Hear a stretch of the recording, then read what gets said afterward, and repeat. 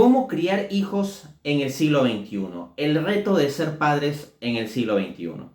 Sobre este tema, lo primero que quiero apuntar es, sección 1, el cambio de paradigma sobre la relación entre padres e hijos. Efectivamente, en nuestra época posmoderna ha habido un radical cambio de paradigma sobre la relación entre padres e hijos. Hemos pasado de una época en que los hijos tenían miedo a los padres durante la mayor parte de décadas del siglo XX a una época en que los padres tienen miedo a los hijos. Siglo XXI. Efectivamente, si nosotros pensamos cómo era el paradigma, cómo era la crianza hace unas cuantas décadas, en gran parte se daba que los hijos tenían miedo a los padres. Y esto implicaba que los hijos veían de tratar con cuidado a sus padres. O sea, se planteaban el problema o la cuestión de tratarlos con cuidado. Porque es una cosa seria, tratar con los padres. Hoy en día, en cambio, tenemos que son los padres los que en cierto modo tienen miedo a los hijos. Y se plantean la cuestión de cómo tratarlos con cuidado.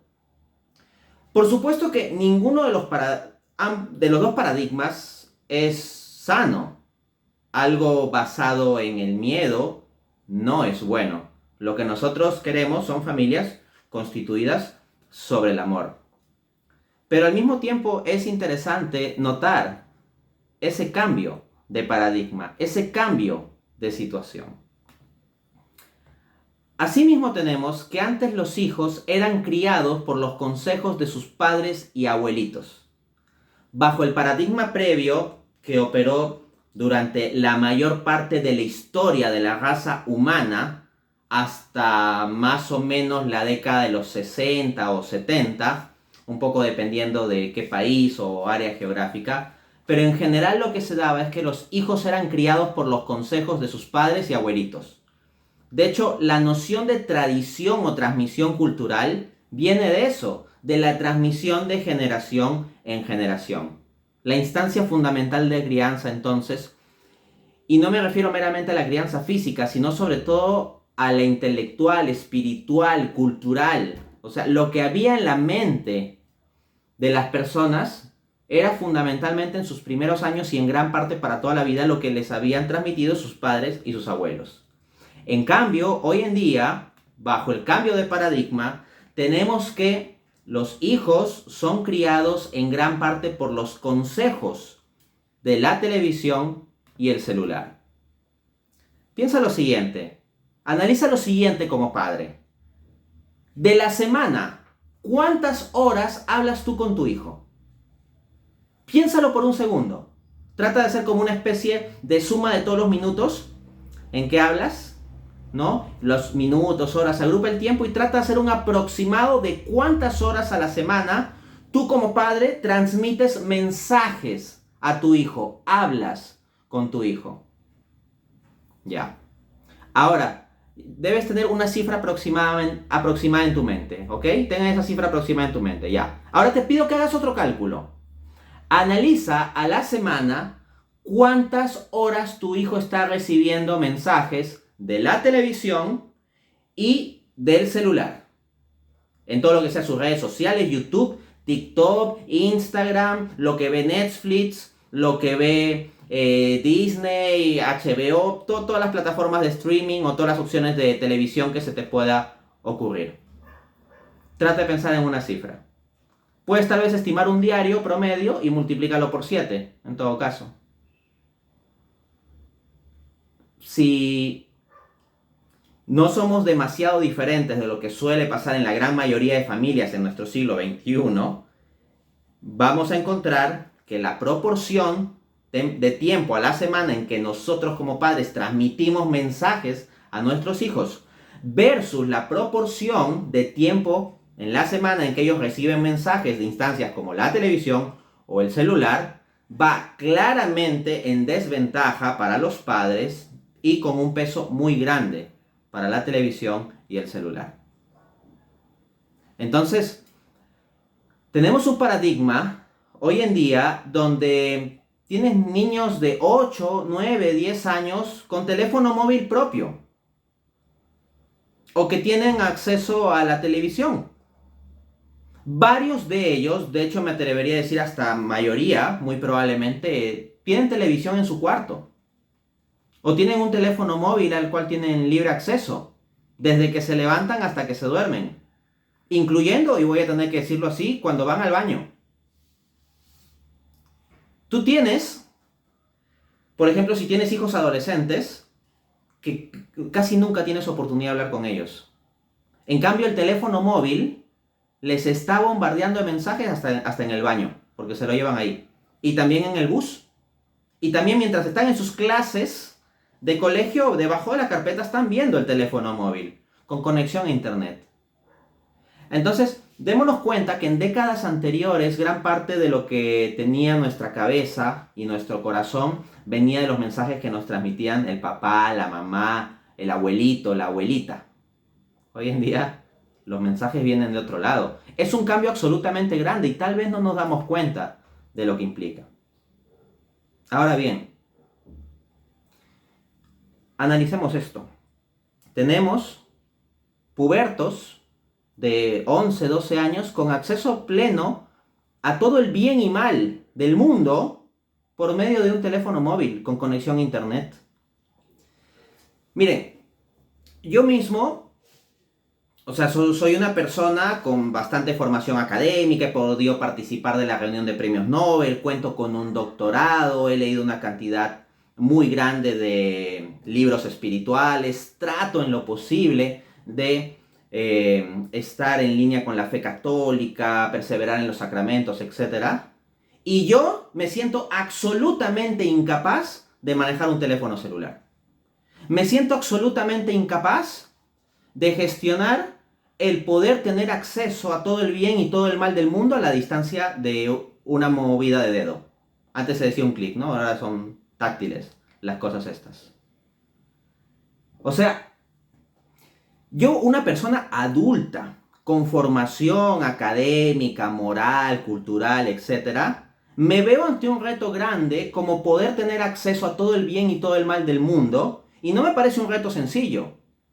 Y día a día tengo que elegir cómo voy a utilizar ese medio tecnológico, el teléfono móvil. Y es una lucha, y una lucha grande en muchas, muchas áreas, como el tiempo que uno gasta ahí, las cosas inútiles que uno puede hacer o lo útil, cuánto tiempo está uno tonteando o haciendo cosas provechosas, cuánto tiempo te estás estresando ahí, cuando ves cosas buenas, cuando ves cosas que no son tan buenas, etc. Todo eso son luchas que se abren, el acceso a todo el bien y el mal del mundo. Yo mismo, o sea, hombre adulto, con toda esta formación académica, no me veo capaz de eso, requiero mucho de la gracia de Dios para esa lucha. Pero hoy en día la gran mayoría de púberes de 11, 12 años ya cuentan con un teléfono móvil, con acceso a absolutamente todo. Eso es un cambio de paradigma impresionante, impresionante. Y voy a tener que ser directo y específico aquí. En el caso de adolescentes, por ejemplo. O sea, los adolescentes tienen cambios, ¿ok? Pero hoy en día, en esta época tecnológica, tienen acceso con conexión a internet a la distancia de un clic a todo un conjunto de alternativas, opciones buenas y malas que eran absolutamente inimaginables para nosotros hace algunas décadas. Es un cambio de paradigma absoluto, ¿no? Entonces, para cerrar con esta idea del cambio de paradigma, ¿no? Hay una especie de chiste que lo ilustra, ¿no? Llega el padre de familia muy serio a hablar con su hijo de 12 años. Y le dice, se sienta ahí al costado, entra a la habitación del muchacho, se sienta al costado de forma muy solemne y le dice, hijo mío, tenemos que hablar de sexo. Y el puberto le responde, está bien papá, ¿qué quieres saber? O sea, es el punto, ¿no? O sea, claro, es una broma, es un chiste, pero ilustra una situación. O sea, ¿por qué el muchacho responde, ¿qué quieres saber? ¿No? O sea, porque ya supuestamente el celular, el internet, las redes sociales ya se lo enseñaron todo y él ya vio todo. Y él no necesita que su papá le cuente nada, porque él ya recorrió el mundo, supuestamente por medio de su teléfono móvil, ¿no? Entonces, entramos a este contexto difícil para criar hijos. Y hay un enemigo identificable. Y va a haber que decirlo de forma clara, porque si nosotros no enfocamos las cosas llamándolas por su nombre, identificándolas para estar prevenidos y para enfrentarlas, si no hacemos eso, tenemos la batalla perdida. Entonces pasamos al punto 2 de esta conferencia. El peligro de la ideología de género. Hoy en día, como padres, si queremos criar a nuestros hijos bien, con valores, nos encontramos con esta dificultad, el peligro de la ideología de género. ¿Qué es la ideología de género? Bueno, la ideología de género es un sistema de ideas, ¿no? De conceptualización del mundo, de la realidad, que se basa en la premisa de una disociación entre el sexo, que sería biológico, y el género, que se vería como una construcción individual y o social. Me explico. Ciertamente podemos decir que hay una distinción entre el sexo y el género. O sea, sexo masculino, femenino, ¿no? Hombre, mujer, biológico, objetivo. Ok, pero en torno a eso hay construcciones culturales o determinadas características personales, psicológicas, emocionales, etc. Por decir una cosa muy básica, muy básica, que no sé, en líneas generales a los niños les suele gustar más jugar con carritos que jugar con muñecas o jugar al té. Por decir algo, ¿no? Entonces, esos elementos de desarrollo de personalidad, social, etcétera, claro, son elementos psicológicos y culturales, no directamente biológicos. Se puede legítimamente entonces hablar de una distinción, solo distinción, entre el sexo y el género. Pero ambas cosas están relacionadas. La ideología de género, en cambio, no habla meramente de una distinción, sino plantea una disociación. De tal modo que una persona que biológicamente es hombre, según la ideología de género, si le da la gana, puede ser mujer, ¿no? O una persona que es biológicamente mujer, puede, si le da la gana, ser hombre en su sexualidad. O sea, aunque biológicamente su sexo sea femenino, luego en la práctica puede ser en su sexualidad, como conducta y construcción cultural, como un hombre, o puede ser hombre, o hay que considerarle hombre. Entonces, ese es el problema de la ideología de género, que hace una disociación entre el sexo y el género, ¿no? O lo que se suele llamar dentro de este tipo de lenguaje, el género. De tal modo que la idea de género se convierte en algo difuso, sujeto a la elección o preferencia personal, a un punto en que puede estar desligado de la realidad biológica de la persona. Y la persona misma podría eventualmente incluso ver de influir sobre su realidad biológica para tratar de adecuarse a su percepción psicológica sobre el género. De este modo, si una persona biológicamente varón se percibe psicológicamente como mujer y quiere que socialmente le llamen como mujer, podría eventualmente incluso elegir mutilarse alguno de sus órganos de varón con tal de ajustarse a lo que psicológicamente tiene como percibiéndose como mujer, ¿no? Entonces, nosotros tenemos esta circunstancia. Al respecto de esta disociación, tenemos las siguientes palabras de la filósofa feminista francesa y amante del filósofo existencialista Jean-Paul Sartre, Simone de Beauvoir. Simone de Beauvoir nos dice en su famosísima frase: no se nace mujer, sino que se llega a serlo. Esto está citado por Joana Noriega Hernández en el artículo No se nace mujer, se llega a serlo, de la revista académica Historia Agenda, número 35, 2017, página 79. O sea, para esta filósofa feminista, el ser mujer es simplemente una construcción subjetiva, individual, cultural, y no es algo que se nazca. Entonces, esa es la base de la ideología de género. Que no importa biológicamente cómo tú hayas nacido, como que eso no define nada, no vincula nada, sino que cada uno, según su propia preferencia y pues dinámica psicológica individual o influencias sociales, va configurando lo que quiera hacer, ¿no? Y no solo está la opción de hombre-mujer, o sea, eso sería como demasiado binario, por decirlo así, solo pensar en esos términos, sino que hay manuales que llegan a identificar decenas de géneros posibles con múltiples combinaciones. Porque claro, cuando ya no se parte de la base biológica objetiva, hombre-mujer, sino que vamos a sujetar esta idea de la sexualidad a todo lo que se le ocurra en la mente a los sujetos, a los individuos, pues no hay límite. Entonces va a salir una cantidad grande de opciones, ¿no? Eso es a lo que nos enfrentamos. Pasamos al punto 3 de esta conferencia. El totalitarismo estatal contra los padres. Se entiende por totalitarismo la opresión de un sistema político sobre las libertades de los ciudadanos. Un Estado totalitario es un Estado que se arroga para sí derechos absolutos y pisotea las libertades de los ciudadanos. En esta época del siglo XXI, con la influencia de la ideología de género y bajo estos cambios de paradigmas que ha habido sobre la relación entre padres e hijos, lo que tenemos es que cada vez más los padres enfrentamos el peligro del totalitarismo del Estado contra nuestros derechos como padres. Enfrentamos un peligro muy serio y muy grande. Y si no somos conscientes desde ya, eso va a ir avanzando hasta el punto en que ya sea demasiado tarde. En Perú no es demasiado tarde. Todavía esto no ha avanzado tanto como podría ser. Hay otros países donde sí podría decir que es demasiado tarde. Pero si nosotros no nos ponemos en guardia y no hacemos nada, va a llegar el día en que sea demasiado tarde. Les explico. Miren, sucede que en el marco de esta ideología de género, esto se quiere como imponer política y jurídicamente. Por ejemplo, si hay muchos géneros con los cuales la gente se identifica, hay movimientos políticos que quieren imponer que de forma legalmente obligatoria tengamos que llamar con cierto tipo de pronombre o con cierta identificación de género a las personas que se perciban así.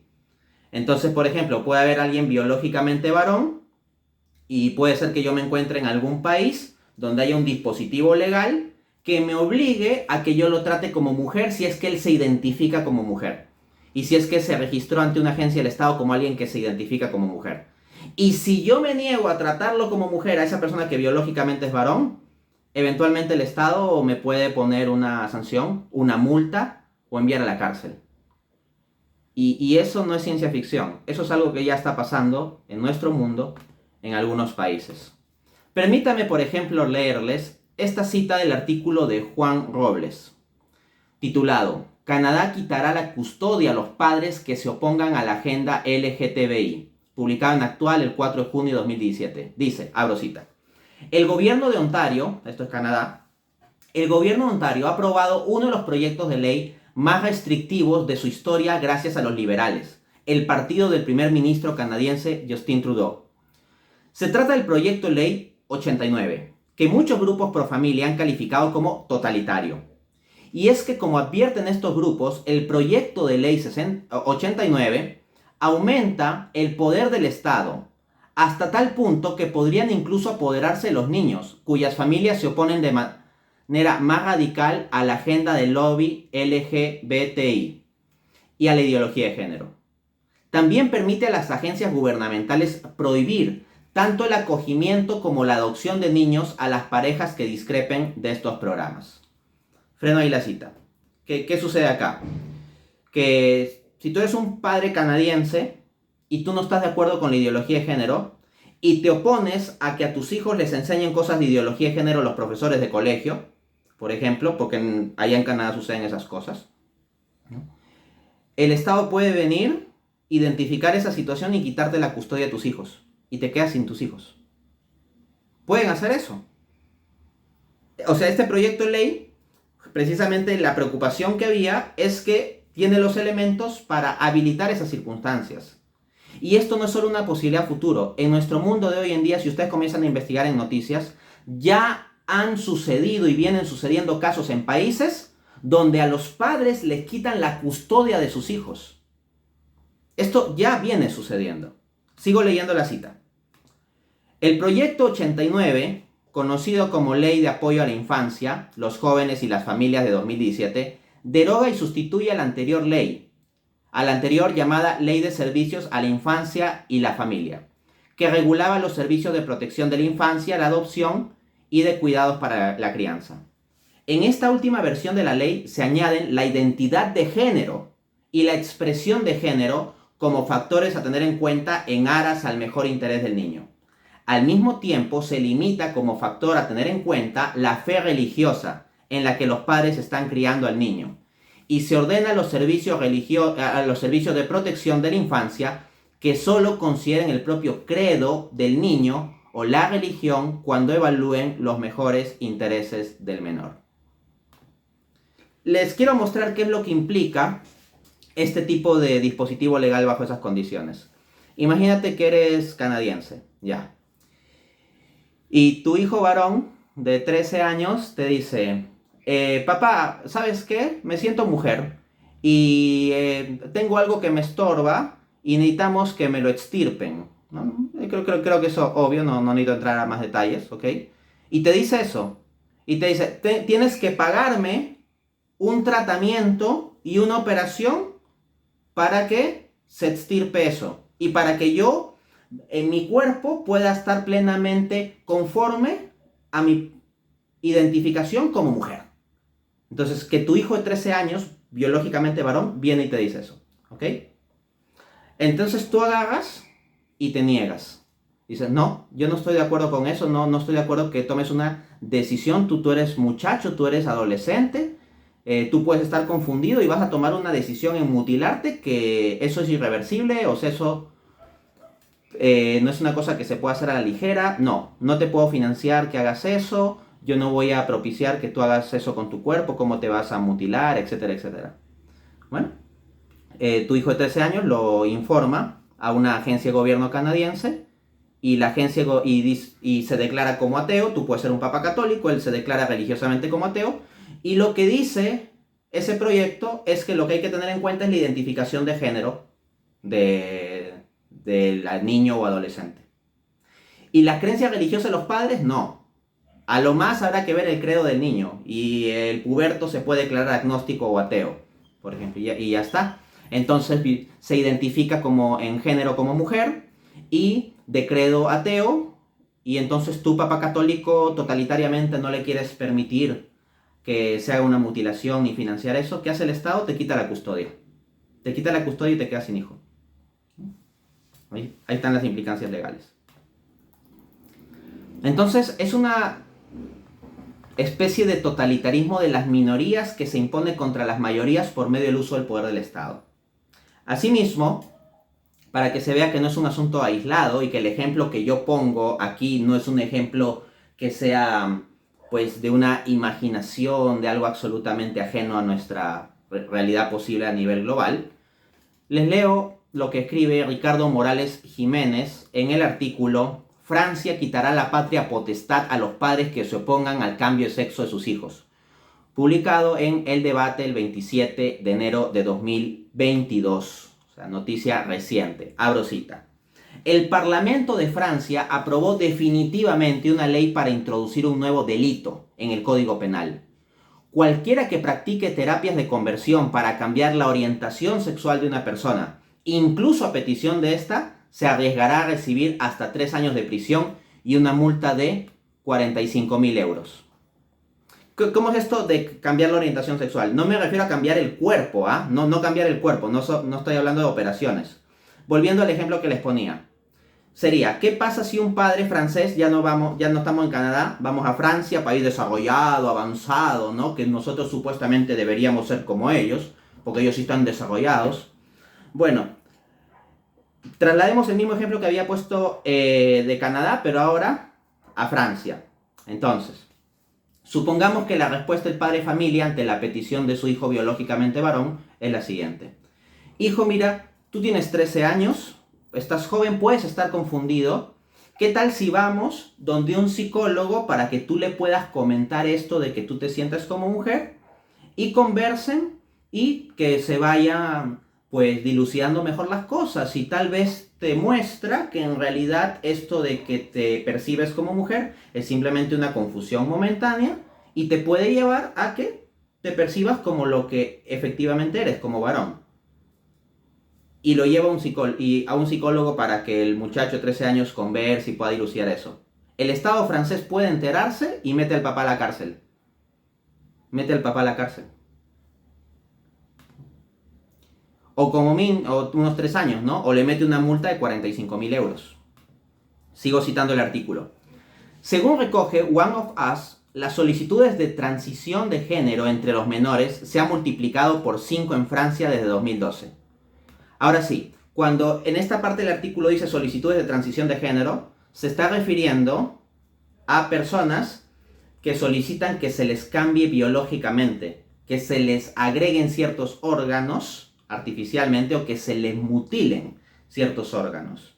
Y al mismo tiempo que se les den hormonas y pastillas y todo un conjunto de cosas. O sea, aquí sí ya es la parte biológica. Y esa parte biológica el Estado sí lo apoya, sí lo promueve, ¿no? Se está extendiendo un enfoque afirmativo, dicen desde la plataforma Provida y Profamilia, que prevé iniciar la transición a los 10 años con bloqueadores de la pubertad, bombardeo hormonal y operaciones quirúrgicas desde los 15 años. Los médicos, con este nuevo marco normativo, quedarán absolutamente desprotegidos y ya no podrán negarse a realizar una transición solicitada por el menor o los padres, ni podrán realizar una consulta psicológica para evaluar si la operación es adecuada o no para el caso específico.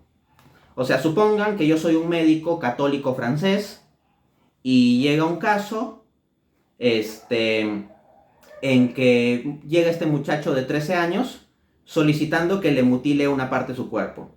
Si yo como médico francés me niego, puedo recibir multas, perder mi trabajo o ir a la cárcel. Es un totalitarismo.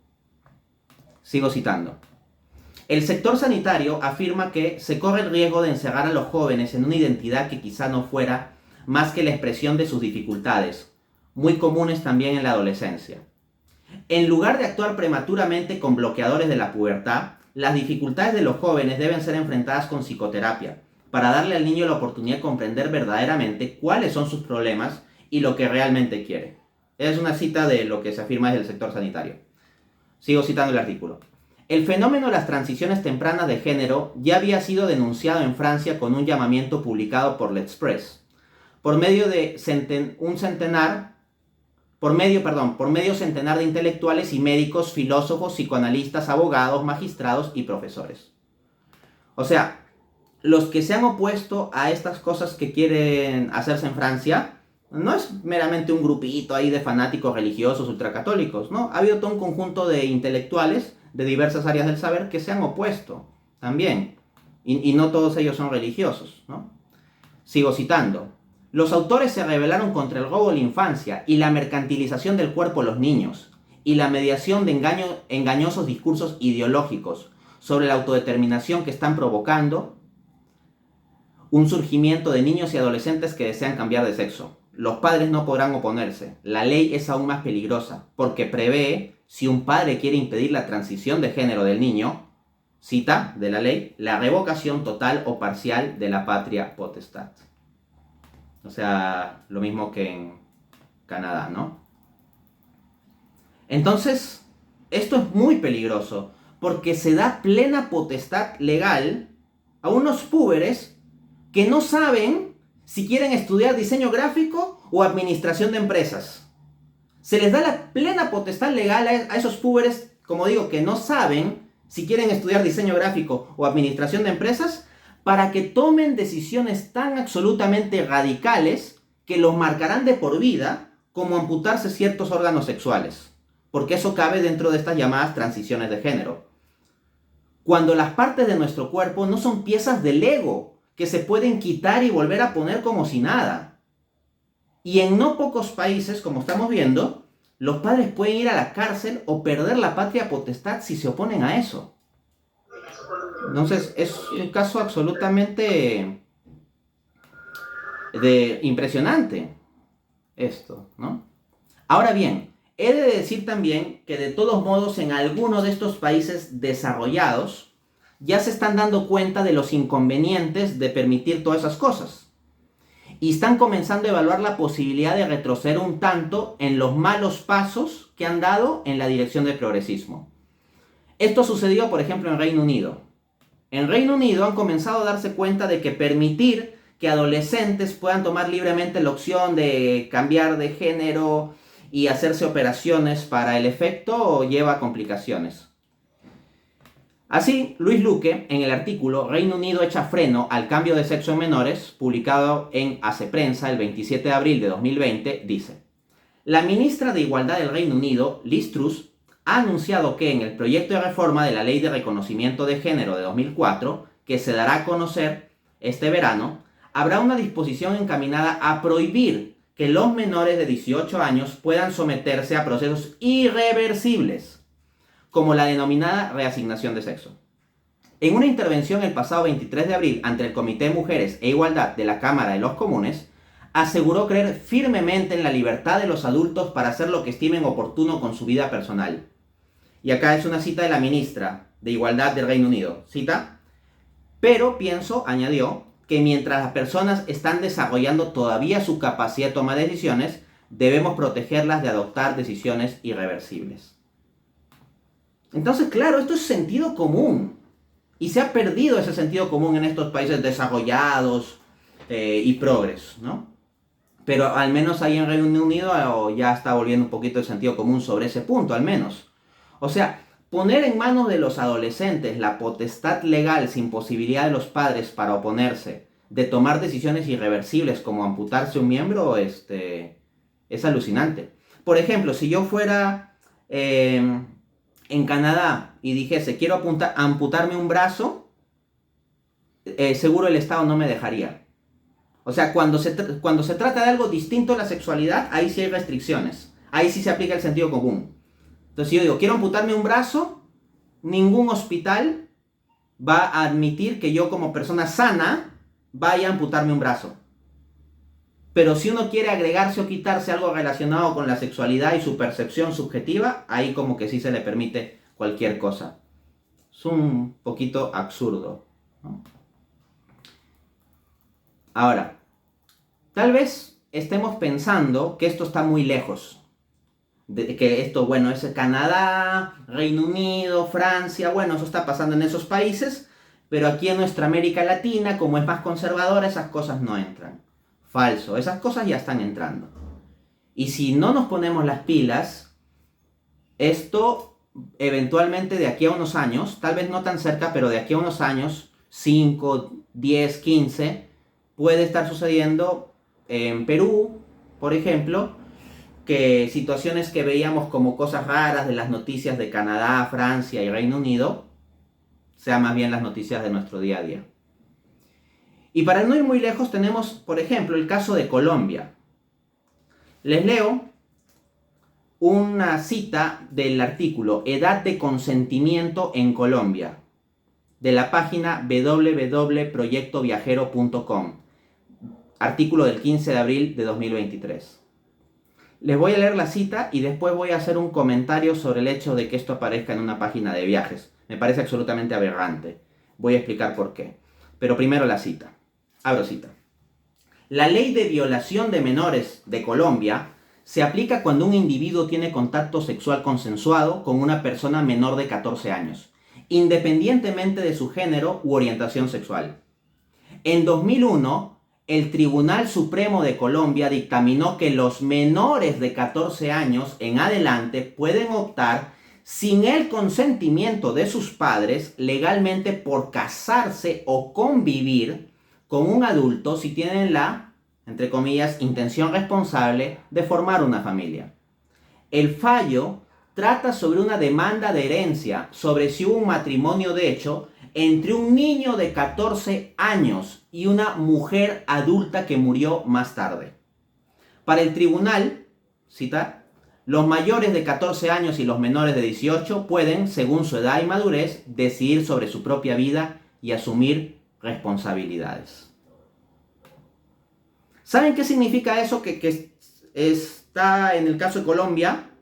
No en Marte, no en Júpiter, no en la Antártida, ni siquiera en Francia o Canadá, en Colombia, o sea, muy cerquita nuestro, ¿no? ¿Saben qué implica este dispositivo legal o este fallo del Tribunal Constitucional? Implica lo siguiente. Implica que en Colombia, tu hijo de 14 años, tu hijo varón de 14 años, puede ser cortejado por un hombre de 40 años y legalmente tú no te puedes oponer. Si dicen que quieren formar una familia y ese varón de 40 años se lo lleva a convivir, tú como padre no te puedes oponer. Legalmente no tienes derecho. No estás protegido legalmente como padre para oponerte. El que está protegido es el puberto de 14 que es seducido por un hombre 40 y que se lo lleva para convivir. Ahí lo tienen. Esa es la situación. Ahora, este dato lo he encontrado, o esta cita del artículo, en la página www.proyectoviajero.com. Ahí tratando de organizar un poco de información para esta conferencia. Y me parece absolutamente aberrante porque me encontré que en esa página se da información sobre viajes. Te da mucha información sobre viajes, sobre sitios para visitar, para comer, etc. Pero me di cuenta que no solo para el caso de Colombia, sino para el caso de diversos países aparecían como opciones de miniaturas de artículos sobre la edad de consentimiento sexual. O sea, me pregunto, ¿por qué una página que da información sobre turismo te incluye tantas referencias, tantas noticias sobre cuál es la edad mínima de consentimiento sexual en los diversos países? ¿Qué tipo de turismo se quiere incentivar o avalar con ese tipo de información, ¿no? Eso es algo que llama reflexión. Vamos a la cuarta y penúltima sección de esta conferencia. El totalitarismo comunicacional contra los padres. Así como hay un totalitarismo de gobiernos que terminan quitando derechos a los padres, está habiendo también un totalitarismo de medios de comunicación que se ponen por encima de nuestros derechos como padres. Cuando hablo del totalitarismo comunicacional me refiero a las redes sociales, a las plataformas de streaming, a las opciones de película, a la televisión nacional, etc. Y resulta que a través de los medios de comunicación se está buscando normalizar lo que no es normal. O se está buscando normalizar cosas que no son buenas. Y se está tratando de posicionar esa normalización en la mente de nuestros niños y jóvenes. Y como apunté en la reflexión al inicio de la conferencia, ¿ustedes cuánto a la semana hablan con sus hijos? No lo sé, pero la gran mayoría de padres de familia en nuestra época actual hablan muy poquito. Y en cambio, estos medios que venden ideología de género de forma implícita, y a veces no tan implícita, y que constantemente muestran como normal, cool o incluso bueno, cosas que no son normales o incluso que son malas, son las instancias que más influencia tienen a lo largo de la semana sobre tus hijos. Porque ellos tienen celular todo el día y se lo llevan hasta el baño y se duermen con el celular y se levantan con el celular. ¿Ok? La dinámica que se quiere aplicar aquí es que se termine aceptando la ideología de género por medio de repetir y repetir y repetir poco a poco y cada vez más esta agenda. De formas primero sutiles y luego de formas no tan sutiles. Se está aplicando el mecanismo conocido como la ventana de Overton. Como nos explica Ignacio Gómez Romero en su artículo La ventana de Overton, explica, de la página www.revistaforja.org. Abro cita. Algunos estudiosos le han dado seguimiento a las causales de esta metamorfosis que sufre nuestra sociedad, del por qué este cambio en la forma de pensar y de concebir las cosas, y le han dado un nombre. Es una técnica que permite cambiar la actitud popular de conceptos considerados totalmente inaceptables, volviéndolos con el tiempo aceptables y hasta agradables. Esta técnica es conocida como la ventana de Overton, en honor a su creador Joseph Overton, ex vicepresidente del Centro Mackinac de Políticas Públicas. Consiste en una secuencia concreta de acciones, con el fin de conseguir un cambio radical sobre determinados temas y que consta de 5 etapas. Primera etapa, de lo impensable a lo radical. Segunda etapa, de lo radical a lo aceptable. Tercera etapa, de lo aceptable a lo sensato. Cuarta etapa, de lo sensato a lo popular. Quinta etapa, de lo popular a lo político. Quiero que noten lo siguiente. Varios de ustedes deben conocer la plataforma Disney de streaming, ¿no? Yo me he encontrado en múltiples ocasiones cuando voy a ver películas en esa plataforma, ¿no? Tengo acceso a esa plataforma, que me advierten si hay escenas de violencia, por ejemplo. O sea, inicio una película y al comienzo me sale un mensajito al costado que advierte que va a haber escenas de violencia. Ya. También, y esto es lo que más risa me da y al mismo tiempo me fastidia, es una combinación de las dos cosas, me advierten cuando va a haber imágenes de tabaco. O sea, si aparece alguien fumando en algún momento de la película, me lo advierten al inicio de la película. O sea, porque si tal vez yo no quiero ver a alguien fumando, entonces, o no quiero que mis hijos vean a alguien fumando, ya no veo esa película, ya me lo advierten al comienzo. Pero no me advierten si es que en algún momento de la película van a aparecer dos hombres besándose. O sea, la plataforma de Disney, a mí como padre, y como individuo, como persona en general, me advierte si es que en algún momento una película o serie va a aparecer imágenes de tabaco o humo de tabaco o alguien fumando. Pero no me advierte si van a aparecer dos hombres besándose. Entonces pensemos en la ventana de Overton. En la primera etapa, pensar en que en la televisión aparezcan dos hombres besándose es impensable, no se puede pensar. Pero en la primera etapa hay que pasarlo a la radical. Hay que pensar que es radical que suceda eso, pero ya no es impensable. Ya se puede pensar, pero como algo radical. En la segunda etapa, de radical se lo va a convertir en aceptable. Tal vez no intrínsecamente bueno, pero bueno, se puede aceptar. La tercera etapa pasa de ser aceptable a sensato. A que la gente diga, bueno, pero esto es así. Está bien que aparezca, es sensato, es lo que ocurre en la realidad. Una cuarta etapa, de lo sensato a lo popular. O sea, ya no solo que se considere como sensato o permisible, sino que se promueva como popular. Y finalmente, de lo popular a lo político. Por ejemplo, que haya todo un movimiento político que pida que haya una cuota de besos entre hombres en cada película. Yo sé que hoy en día eso suena como radical, ya no es impensable, pero suena radical. Pero hoy en día tenemos grupos políticos que piden cuotas de personas de ciertas razas en cada película. O sea, a fuerza tiene que aparecer personas, por ejemplo, de raza negra. A fuerza. Y en lugar de crear historias con personas de raza negra y protagonistas de raza negra, de personajes nuevos, lo que hacen es a los personajes tradicionales que siempre han aparecido de raza blanca, a la fuerza, transformarlos a raza negra, ¿no? Es algo que se está viendo, o sea, una agenda política pidiendo como una cuota de eso. Si eso sucede en nuestros días, ¿es acaso impensable ya que a futuro vaya a poder pedirse tal vez una cuota de beso no solo entre hombre y mujer, sino también otras opciones? Eso es pasar a lo político, el quinto paso de la ventana de Overton. Ahora bien, frente a esto, ¿no? Hay que reflexionar lo siguiente, que hay unos ideólogos de la nueva derecha que cuando hablan contra la ideología de género, lo ponen única y primariamente como si fuera un asunto de que el Estado quiere imponer la ideología de género a la gente. Y en eso son muy ciegos, es como que están viendo con un solo ojo. Cuando en realidad, gran parte de la influencia de la ideología de género viene por parte no meramente del Estado, sino de empresas privadas capitalistas como Disney, por ejemplo, que promueven esta agenda. Entonces, cuando hay ciertos ideólogos de la nueva derecha que lo ven simplemente como un problema del Estado y de imposición del Estado y de totalitarismo del Estado y únicamente ven ese componente y no ven la fuerza de las empresas privadas y lo reducen todo a una culpa del Estado, tienen un marco mental errado. Hay que ser conscientes de eso. Entonces, muchos de estos ideólogos de la nueva derecha apoyan un modelo de capitalismo liberal. Pero resulta que en un capitalismo liberal de puro libre mercado, puedes tener perfectamente empresas como Disney promoviendo la ideología de género.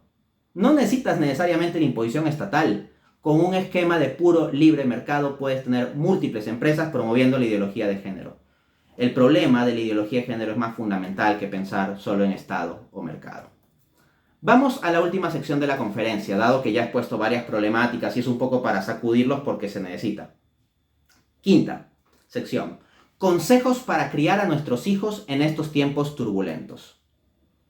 Voy a señalar 5 consejos muy concretos. 1. La solución no es prohibir el acceso a medios, sino orientar con amor, paciencia e inteligencia a tus hijos. Siéntense a ver series y televisión con ellos. Más que prohibir, hay que acompañar, hacer seguimiento y filtrar. Por ejemplo, les estaba diciendo que en mi caso yo cuento con la plataforma de Disney. Y dentro de esa plataforma hay muchas opciones buenas. Y yo tengo mis hijitos. Tengo una hijita que ya va a cumplir 3 años. Y tengo un bebito, Miguel Alfonso, que al presente va a cumplir... Bueno, ya se va para los 5 meses, ¿no? Ya tiene 4 meses, ya se va para los 5. Entonces son pequeñitos, ¿no? Y hay que cuidarlos bastante. Entonces, yo cuento con la plataforma Disney, pero no es que les doy carta libre de ver cualquier cosa, ¿no? Sino que ven televisión cuando yo estoy al costado. Y ven un tiempo, bueno, el bebito no ve, ¿no? El bebito es muy bebito y no conviene ponerle pantallas. En el caso de la niña, pues se trata de que sea muy poco tiempo al día. Pero ese tiempo que se le permite que vea televisión al día, que hay que tratar que sea poco y más aún cuando son pequeños, ¿no? Ese tiempo que se le permite ver televisión, mi esposa y yo estamos al costado. Entonces, si vemos algo raro en una serie, ya sabemos que esa serie no puede ir, ¿no? Entonces, eso significa acompañar, hacer seguimiento, filtrar. No es una prohibición absoluta como decirle, no, nunca jamás vas a ver televisión, ¿no? Y esas prohibiciones absolutas son cada vez más difíciles mientras más edad tiene. O sea, una cosa es darle una prohibición absoluta a un niño de 4 años o de 7 y otra cosa pretender una prohibición absoluta a uno de 14 o 15 años. Entonces, lo óptimo es acompañar, hacer seguimiento y filtrar, ¿no? 2. Eres responsable de que tus hijos tengan respuestas y argumentos, lo cual implica que a su vez tienes el deber de formarte sobre estos temas. Sucede que con este avance de la ideología de género va a venir todo un conjunto de personas, medios de comunicación, compañeros de clase, noticias que puedan ver en redes sociales, etcétera, que les van a decir cosas raras y les van a dar ideas en contra de los valores que tú quieres inculcarles. Pero si tú no tienes formación, si tú no tienes argumentos para refutar esas ideas, ¿qué vas a hacer? Le vas a decir, sí, hijito, pórtate bien o hazme caso y punto. Y tú no tienes ningún argumento. Y por otra parte, puedes tener un profesor de colegio que le esté diciendo cosas en línea con la ideología de género. O tal vez no es un profesor en el colegio, tal vez esté en un buen colegio. Pero sí puedes tener un compañero de colegio que le dé unas ideas raras en torno a la sexualidad. O le diga que el aborto está bien, por ejemplo, ¿no? O una compañera. O la prima de su compañera. O la mamá de su mejor amiga. O sea, es imposible que nuestros hijos estén aislados de esas malas influencias. Así de simple. Nuestros hijos van a estar sujetos a esas malas influencias. Lo que nosotros tenemos que hacer es tener una influencia buena que sea mucho más fuerte, sólida y profunda que esas malas influencias. No van a poder aislar a sus hijitos en una burbuja de cristal. Pero lo que sí pueden hacer es responsablemente formarse como padres para tener las ideas, los argumentos y las técnicas para saber enfrentar esto del mejor modo y responder a las confusiones que puedan venir de otro lado. Tercero, no puedes hacer que tus hijos vivan en una burbuja, pero debes prepararlos para la lucha. En línea con lo anterior. Por ejemplo, hay quienes apuestan por el homeschooling y me parece bien, o sea, es una opción, pues que es una opción razonable y buena. Y yo entiendo que muchos, por ejemplo, buenos católicos, cuando ven el avance de la ideología de género y como en muchos colegios, especialmente en colegios no católicos, les enseñan ideología de género, y esto se mete incluso en colegios católicos, o sea, hay que decirlo, ¿no? Muchos padres preocupados ante eso optan por el homeschooling, por tratar de educar a sus hijos en casa. Ya, pero el punto es que por más que intentes eso, no lo vas a aislar completamente de la influencia y la ideología de género. Basta que tenga acceso a un teléfono móvil, que se cree un Facebook tu hijo o un Instagram, o que vea unas cuantas películas el fin de semana, que salga alguna vez con sus amigos al cine, y ya va a tener ese tipo de influencias. Entonces no los puedes hacer vivir en una burbuja. Ni siquiera con 100% de homeschooling y aislándolos de la influencia del Estado que quiere imponer la ideología de género y todo eso, supuestamente, no vas a lograr aislarlos del problema general de que la ideología de género por uno u otro medio va a terminar entrando. Entonces tú tienes que concentrar en preparar a tus hijos para la batalla. Tienes que formarlos en valores y decirles que están ante un mundo donde esos valores muchas veces son contradichos o insultados. Y que tiene que tener argumentos, principios firmes e inteligencia para enfrentar eso. Prepara a tus hijos para la lucha y prepárate tú también. Cuarto punto. No declines irresponsablemente de tu responsabilidad como padre. Usted tiene el deber de orientar, por algo es padre. No puede simplemente usted decir, en materia de sexualidad, que mis hijos decidan y hagan lo que quieran, yo los dejo. Tú no puedes decir eso. ¿Y sabes por qué no puedes decir eso? Porque si dices eso eres un hipócrita. Y te explico por qué. Si tú eres un padre de familia que viene con ese discursito de en materia de sexualidad que hagan lo que quieran, yo los dejo que decidan, eres un hipócrita y te lo digo por qué. Mira. Porque es curioso que muchos padres que dicen frasecitas como esas, permitiendo que sus hijos se acuesten con quien les dé la gana y con cuantos les dé la gana, cuando les dé la gana y como les dé la gana, al mismo tiempo no los dejan en libertad cuando se trata de materias como los estudios. Dicen, ¿cómo se te ocurre estudiar filosofía? O sea, prohibido que el hijo estudie filosofía en la universidad, eso es una locura, ¿no? O materias como el trabajo. Le dicen al hijo, ¿cómo se te ocurre que no va a hacer prácticas preprofesionales? O la alimentación, ¿no? Por ejemplo, cuando el hijo come pura comida rápida, pura comida chatarra, pura comida insalubre, los padres se indignan y dicen, ¿cómo puedes comer esa porquería?